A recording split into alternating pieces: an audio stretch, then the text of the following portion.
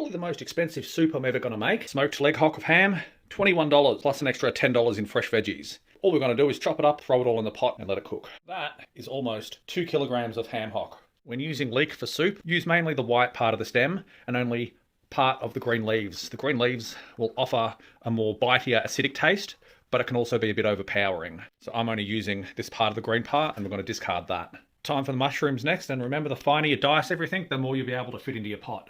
Our pot's looking nice and full. We've got the celery next, and we're really going to want to dice this up fine so we fill up some of the gaps in that pot. This is going to be a very thick, very hearty broth. I really love celery in a soup. It really brings a fresh flavour to your pot. And it's going to be a very, very, very full pot. Finally, garlic, because everything's better with garlic.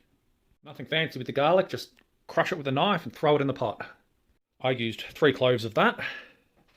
Now I'm going to chuck the lid on the pot and give it a toss around to try and get some of those ingredients to settle. All right, with the pot being tossed around, it's looking very full. Couldn't have gotten close to the top, but there's plenty of room with the lid on top. So we're going to carry that over to the stove and fill the pot up with water. As far as seasoning goes, it's just salt and pepper to taste, measure with your heart. I don't know who needs to hear this, but don't fill your stock pot up at the sink and carry it through the kitchen.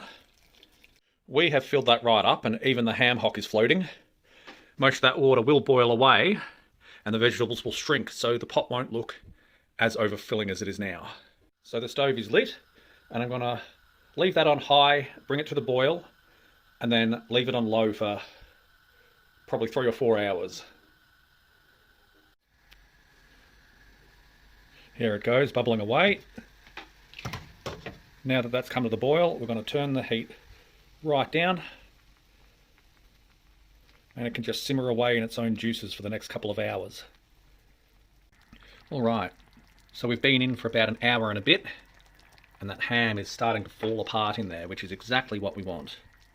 Alright, we're now about 2 hours into the cooking time, and that ham is starting to just fall apart. We're getting a real nice colour into the broth now too. We just want to gently scrape the bottom of the pot to make sure that nothing is sticking or burning to the bottom. And I will consider it ready when I can pull that bone out without any meat on it.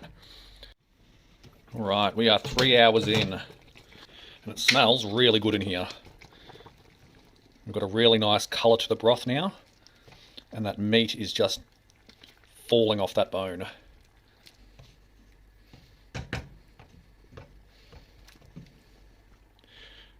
There's our ham bone.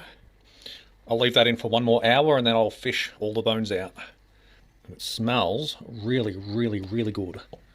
I've just gone through the soup with the tongs and I've fished out the bones and some of the fattier pieces of rind that I don't want in there. And what we've got left in here, still a few, there's the knuckle, we'll get that out as well. Basically, all this meat is now just falling apart. And now that, because that's going to be quite a thick broth and I've taken a lot of the mass out of it, I mean, that is a big bone. We're going to top up the water, but we don't want it to be so thick it's going to almost be chewy.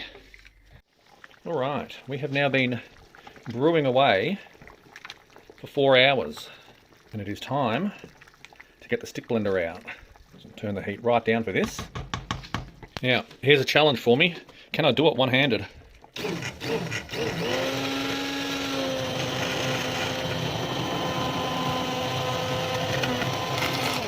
Ow. No, I have to turn it off. Alright, so I'm going to add some more water because this has the consistency of vomit. And that was a lot of meat to put in that, and it's definitely turned into a broth more than a soup.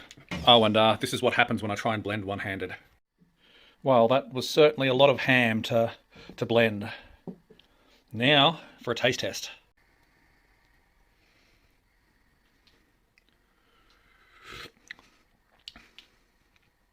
It tastes like vomit.